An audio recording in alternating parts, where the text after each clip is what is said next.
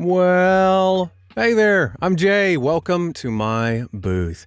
We got 3 more rounds of feedback for 3 of you lovely folks. Before we dive in, if you'd like to receive feedback like this for your own work, there's a form in the description of this video. Fill it out, send me some audio, and we'll put you in a future video like this.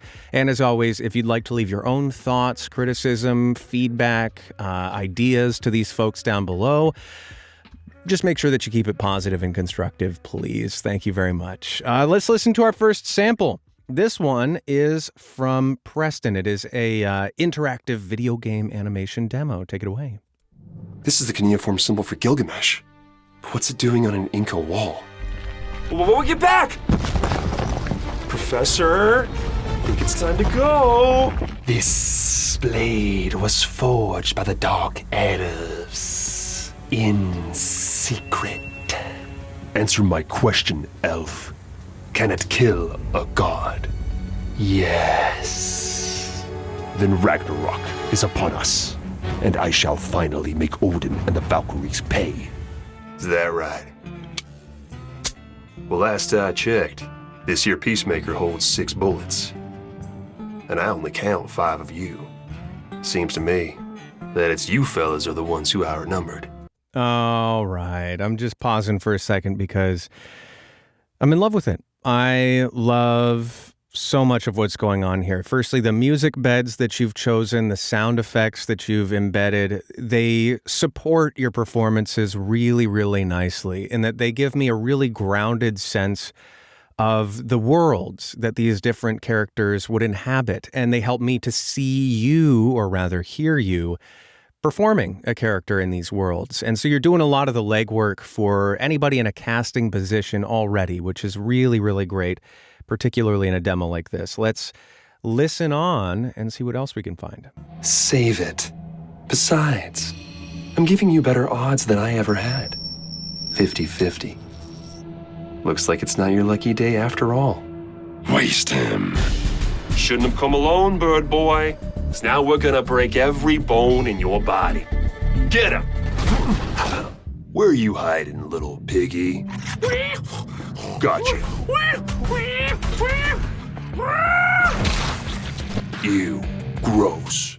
You got your bacon brains all over my muscles. Yuck. Enemy tanks are cutting off our retreat, sir. We're pinned down. Sir? Major! Ugh. We gotta take out those tigers. Lay down some covering fire. Stay on me. Let's move! All right. Like I said, I'm in love with it. I think the characters and scenes you've selected, written, crafted, curated are all really, really nice and are serving you really well. Just a couple of things technically before I dive into your performance. In your microphone, I hear just a smidge of something that could be improved. It sounds to me like maybe your space isn't treated as well as it could be, or maybe you're just a little too far away from the microphone. It's a little hard for me to hear exactly what's going on. So if you'd like me to take a further listen, you're free to email me via my website. Raw audio, unadulterated by music or sound effects, and I can give you a better idea of potential solutions if I can come up with one. Now, let's talk about your performance. As I said, characters, the scenes are brilliant. A couple things that come out that ring out to me that I think would help you a lot. The first thing is a lot of your characters, dare I say, pretty much all of them, they kind of have their shit together. They know what they're doing. There's no real, I detect at least a very minimal amount of danger, risk. The characters, I trust they're going to make it out of these situations intact, which may be fine for some scenes, but in a demo like this, it's really, really helpful to hear the range of your emotional performance capability. And so if something is in your wheelhouse to perform, we want to see some color of that. And there are lots of opportunities here with these characters to crank things up to 20 in terms of the stakes of the situation. Stakes meaning the urgency of what needs to happen, the gravity of something happening, whether it does or does not, failure, success. The stakes are high, life or death in a lot of situations here. And we need to crank that up in as many places as we possibly can to then give relief to some of the moments where they're a little bit more relaxed or even-keeled. So this last spot, I think, is a good example of that, where in this first bit, Enemy tanks are cutting off our retreat, sir! your energy is really high. We can sense the urgency of that these people are being surrounded and their escape is being cut off. Death is imminent. And then, for unfortunately the Major... Major! Ugh! The Major gets taken out. And so that switch in this character you're playing, where they are talking to their team, to the Major, and they've got to get out of there. The tanks are cutting off their retreat. And then the Major dies, loses their life. That switch is huge. So going from urgency, shock, they're gone, to the grief of the person's loss, and then... We gotta take out those tigers. Your character takes control of the situation. They look at the rest of their squad, one down now, one less than before, and they decide to take control and charge ahead nonetheless because they don't really have a choice. And so that sort of graph, if we were to graph it out, right now it's sort of like this in experience, where it's like, they're cutting off our retreat. We got to get out of here. Major, we got to take out those tanks. And it should be like this. In terms of the graph's scope. Another example that I thought would be cool was this guy. Save it. Besides, I'm giving you better odds than I ever had. 50-50. A super cool character. Really compelling, really vivid world. And we can make it more interesting, I think, by sort of evaluating the scene. This person that you're playing has captured someone. Now, who is that person? Are they a rival? Are they a criminal? Are they someone that they've got a vendetta against? Or whoever you choose, the point being, your character has a very strong opinion of the person that they've captured, if for nothing else than the fact that they're about to potentially execute them. In fact, they do. Waste him. So my idea was, let's bring that opinion, that relationship between your character and the person they've captured into the foreground with this first line. Save it. Save it. Depending on your relationship, that save it could be any number of things instead of just a, no, I'm in control of the situation. What if you're on edge? What if the person's begging for their life and you just are sick of hearing about it? Save it!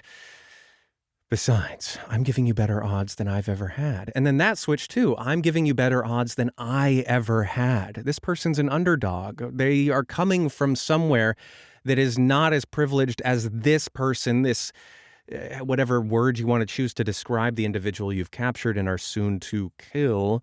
That sort of balance. I'm giving you better odds than I ever had. And just injecting as much flavor, texture as you can is going to serve you it's going to serve you a lot going forward. And then the last thing I'll say is this character, or the characters, the scene In secret. between the elf and Auntie Odin. Answer my question, elf. Same deal. It's really great to play a scene against yourself in demos like this because it gives you a sense of your range, how you would play with another character. Really great choice. And in that scene in particular, let's strengthen the opinions that these two characters have of each other and clarify them. Is this elf a prisoner of war in this conflict that's going on? Are they a defector? Are they malicious? Are they a backstabber? And then the Odin person, do they have a relationship to this elf particularly? Do they have a relationship to elves in the wider scheme of things? Are they an elf themselves? Probably not, but who knows? And just clarifying all of the different aspects of those relationships and making them bigger helps us to understand the world a bit more and understand more of your potential as a performer and the range that you have within everything. So those would be my big notes to give a shot in this demo in particular. And then the last little thing I'll say is you can tighten it up, I think, a bit. Listen for characters that sound similar to other characters and maybe snip them out if you've got something that's close to that. And air, because I think your pacing in this is really nice. But in a demo like this, just because the people listening to these demos listen to hundreds, if not thousands of these in the course of a week, month, their careers, and doing them the service of making it snappy and fast is really helpful. So in the spaces where there are gaps between your lines, like this last tank person, that's like a 2.5 second gap between the and the decision to take out the tanks, which that gap can be fine, but you need to fill it with something besides the battle sounds. Maybe they're gathering themselves. You can put breath in there, and that would be helpful as well. So those are my main notes. Thanks so much for sending this in, Preston. Let me know if you have any other questions. Let's hop to our next sample. This one's from Rob, and it's a quick ad copy. Want to connect with your customers? You could send a singing telegram, stalk their social media, go through their trash, show up on their doorstep, interview friends and family, hire a psychic to predict what they like. Or you could send the right message at the right time using email automation from Constant Contact. I love it. This spot is just delightful. It's nice, quippy. And the thing that I really, really appreciate about your performance of it is you have such a strong grasp of the structure of this ad. There's sort of the pragmatic individual who knows the solution to the problem even before they ask, and yet they introduce this middle section who, but for the sake of this, I'll call them the weirdos. You could send a singing telegram, stalk their social media, go. All of those characters, they're so beautifully individual. There's a lot of range there, and it's really nice. Just a couple things. Firstly, this is something that someone told me when I was starting out, because I did something very similar to what you just did. I think the ad, or it was like for some character who was in a helicopter. And so I was like, oh, I'll put them in a helicopter using some audio engineering. So I like tweaked the sound so that it sounded like, and this is our helicopter spin, and we've got that sort of a helicopter sound. And I got a reply back after I sent it to them, and they were like, thank you. Could you send us just your voice, no processing, please, and never do that again, please and thank you. And so I learned the hard way, passing it on to you. Now, with that said, doing audio engineering like stuff like this, I think is great for a final product. But when it's representing your performance, your talents, and your natural flow of your voice, processing is something you should back away from. So food for thought, whatever that means to you. Now, let's talk about your performance more specifically. As I said, interestingly, because you have such a strong sense of the structure of this ad, the sort of 3 acts that are built into it, I think if we strip away the engineering that you've done and the editing that you did with the weirdos, as I'm calling them, I think it'll serve you better in the long run. My own personal opinion, of course, but if we take your natural ability, and clearly you've got range. Could send a singing telegram, stalk on their doorstep, interview friends and family. Like, you're demonstrating such range here already, and I think leaning on that and that talent more so than any engineering or snipping, if you did this all in one fluid take, it would be really, firstly, impressive and just better in terms of the flow of the ad more generally, I think. And what I mean by that is if we've got the pragmatic person at the top. Want to connect with your customers? It's a person, super pragmatic, asking you a really realistic question to businessy people. Want to connect with your customers? And then they go into the weirdos. You could send a singing telegram. And as I said, the weirdos are great. So that is having the pragmatic person be level-headed, businessy, direct address. They're sort of business casual, maybe. Hey, you want to connect with your customers? Well, you could send a singing telegram. You could do this. You could do that. You could do this. You could do this. You could go through their trash. You could do that. Or you could just call Constant Contact. From Constant Contact. Yeah, you can call Constant Contact. So that relief, the sort of baseline of, I know my stuff, I'm here to help you, and then the weirdos come in, they make it all funny and goofy, or instead of that chaos, we just you can call Constant Contact and we'll take care of you.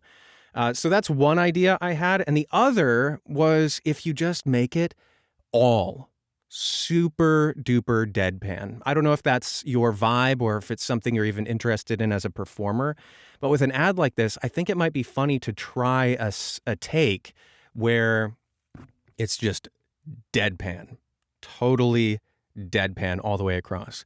Hey, want to connect with your customers? Well, you could send them a singing telegram. You could go through their trash. You could stalk them on social media, or you could just call Constant Contact. And I think that would be equally as funny if that's something that you as a performer in person interests you and is something that vibrates with your own essence, as it were. So those would be my big bits of advice for you, Rob, on this. But all in all, again, I think you've got a great sense of the structure, and leaning on that and your talent is going to serve you really, really well. Let's hop to our last sample. This one is from James. Take it away. As a New Yorker, I know a good bagel when I see one. And let me tell you, Linda's makes one that can't be beat. Available in all your favorite flavors. Hey, you could trust a New Yorker. Linda's, just like New York. Man, I love it. It's such a cute spot, and I may be saying cute because the music bed is just so perfect, and it brings me back to like a whole nostalgic place as well. I don't know if you're from New York, James, but this also reminds me of Zabar's. It's a store that my wife and I would go to a lot when we lived on the Upper West. Anyway, Zabar's is clutch.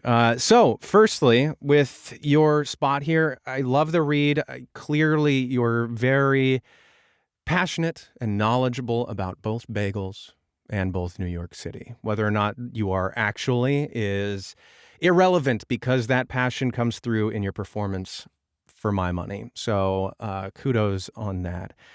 I will say technically, right off the bat, your voice over the music is a little too quiet for me. So before you put any voiceover over music bed, I would crank the volume up to,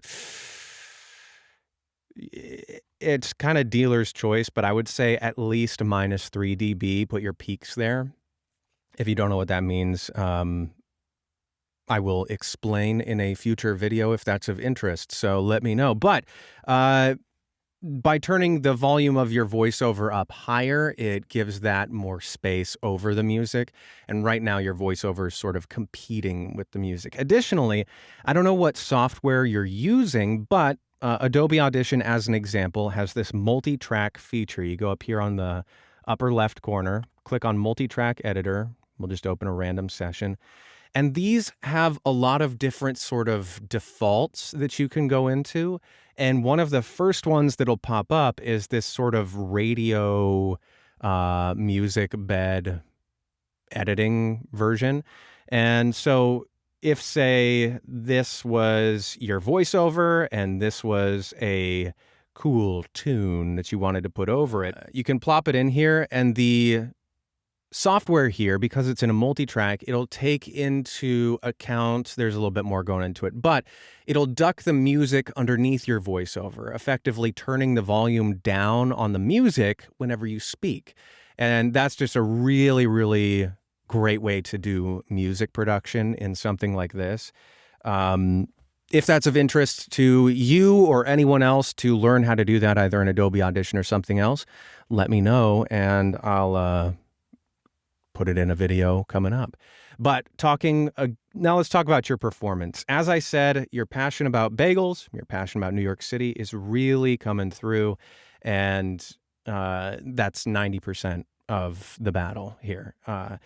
And I would say my next step for you would be to take essentially what you've already done and just hone it and focus it towards a specific and singular individual. In my mind, I imagine if I were to do this ad, I imagine myself sitting on a bench, either maybe Central Park or a bench somewhere on the Upper West Side, somewhere in New York City, and someone who's from out of town comes up to me and they say, hey,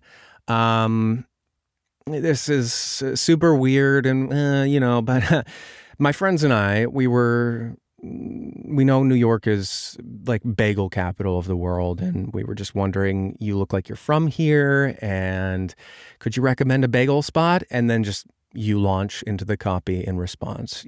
As a native New Yorker, I know bagels. I've tried a lot, and Linda's, it's the best bagels you're ever going to have. Linda's is right around the corner. Hey. And so that, I think, will send it over the top by just really focusing it and grounding it in a very specific situation. I also wanted to say, I was talking with another coaching client recently in a session about a shrug. It's a technique that someone fed me early on in my career. When you're reading copy, saying things with a shrug, it turns it from a sort of flat affect read, something that could be impassive and disengaged, and sort of makes it a suggestion for the listener. As an example, if like the Allstate tag, you're in good hands with Allstate. That is sort of like an authoritative, we're going to take care of you call to action. You're in good hands with Allstate. They want you to they want people to feel taken care of, safe, in good hands. So there's no doubt there. But on the other hand, if instead of going, you're in good hands with Allstate, if I go, you're in good hands with Allstate, I literally shrug, and that becomes my inflection. It becomes almost a suggestion to the listener. You're in good hands with Allstate. And then it kind of becomes like almost their idea. You know what? Yeah, I am. And so I say all that because you have the perfect shrug right here. Hey, you can trust a New Yorker. Hey, you can trust a New Yorker. It's a perfect shrug. Hey, you can trust a New Yorker. It's perfect in that sense. So I think that's really, really lovely in the shrug. And I just wanted to point that out and give you some accolades for it. Well, my friends, that's it for this round of feedback. I hope it was helpful for you. And as always, if you have any questions about this, anything else, drop me a line below, reach out on my website. Coaching's on my website. And until the next one of these, I will hope that you're well and see you there. Toodles.